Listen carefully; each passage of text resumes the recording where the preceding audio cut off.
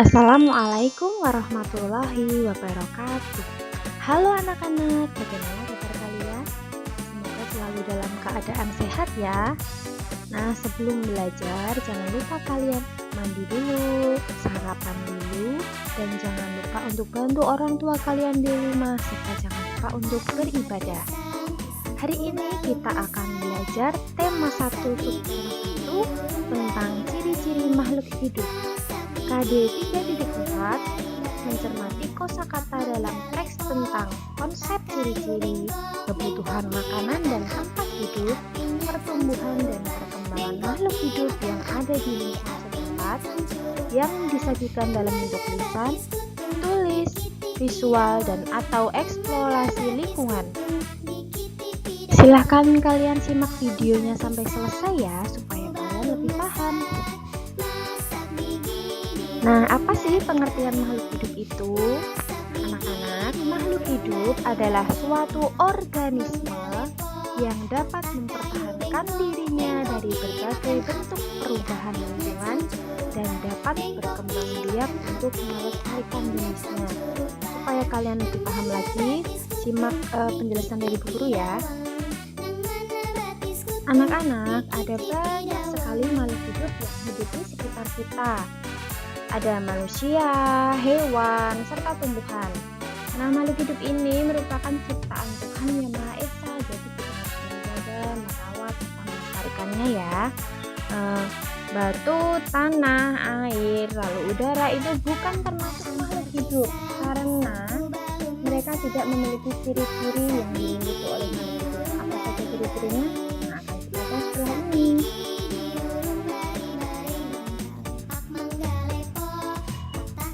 Anak-anak, ciri-ciri makhluk hidup. Nah, sebagian besar makhluk hidup itu memiliki ciri-ciri yang sama. Ada bergerak, bernafas, berkembang biak, tumbuh, makan dan minum, serta peka terhadap rangsang.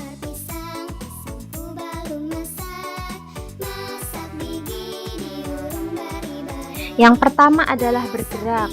Nah, makhluk hidup memiliki kemampuan menggerakkan tubuhnya ya, bisa bergerak dari satu tempat ke tempat yang lain atau bisa bergerak tanpa berpindah tempat ya. Contohnya adalah manusia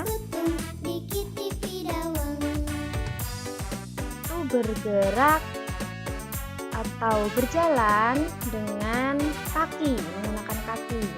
Lalu selanjutnya, ikan itu berenang menggunakan sirip. Cicak merayap di dinding menggunakan kakinya ya, dan masih banyak lagi contoh yang bisa kalian temui. Lalu selanjutnya adalah bernafas. Ciri yang kedua adalah bernafas. Nah, manusia dan hewan itu menghirup udara dengan kandungan oksigen atau O2. Lalu setelah kita hirup, akan kita keluarkan dari tubuh berupa kandungan karbon dioksida atau CO2 ya. Nanti udara itu akan masuk, kita hirup melalui hidung kita dan disaring ya, disaring melalui bulu-bulu hidung dan akan keluar berupa CO2 atau karbon dioksida. Beda halnya dengan tumbuhan anak-anak.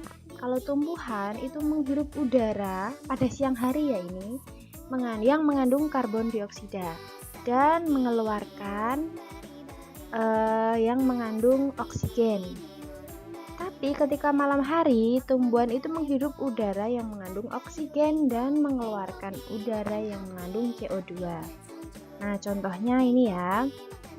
Manusia bernafas dengan paru-paru. Ikan bernafas dengan insang, cacing bernafas dengan kulit, dan masih banyak contoh yang lainnya yang bisa kalian temui. Ciri-ciri yang ketiga yaitu berkembang biak. Nah, makhluk hidup itu berkembang biak untuk menghasilkan keturunan dengan tujuan melestarikan jenisnya. Jadi, makhluk hidup itu melestarikan jenisnya agar tidak punah ya. Nah, cara berkembang biak itu ada dua, yaitu melahirkan dan bertelur. Biasanya hewan yang memiliki daun telinga itu berkembang biak dengan cara melahirkan.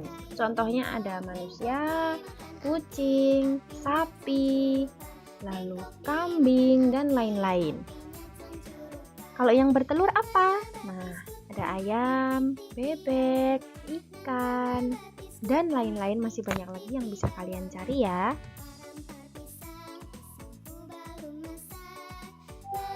Yang keempat adalah tumbuh. Nah, pertumbuhan itu artinya bertambah ukuran tinggi badan dan berat badan. Bukan hanya manusia ya yang mengalami pertumbuhan, hewan dan tumbuhan, bahkan bakteri juga mengalami pertumbuhan. Nah, pada manusia, pertumbuhan itu dipengaruhi oleh makanan dan minuman serta aktivitas fisik seperti berolahraga. Nah, ini contohnya pertumbuhan pada manusia. Dari bayi, balita, anak-anak, remaja, dewasa, hingga lansia. Lalu ini pada tumbuhan ini misalnya kecambah ya, ini berawal dari biji-bijian kecambah. Lalu ini kecambahnya tumbuh hingga berbunga dan berbuah. Yang ketiga adalah ayam. Ya, ini contohnya hewan di sini ayam. Telur itu diengrami menjadi embrio, lalu menetas menjadi anak ayam dan menjadi ayam dewasa. Nah, selanjutnya yang kelima adalah makan dan minum. Semua makhluk hidup itu membutuhkan makanan dan minuman ya. Makanan dan minuman yang baik untuk tubuh adalah yang bersih, sehat, serta bergizi. Karena jika kita mengkonsumsi makanan yang tidak sehat, maka akan berpengaruh pada kesehatan tubuh kita.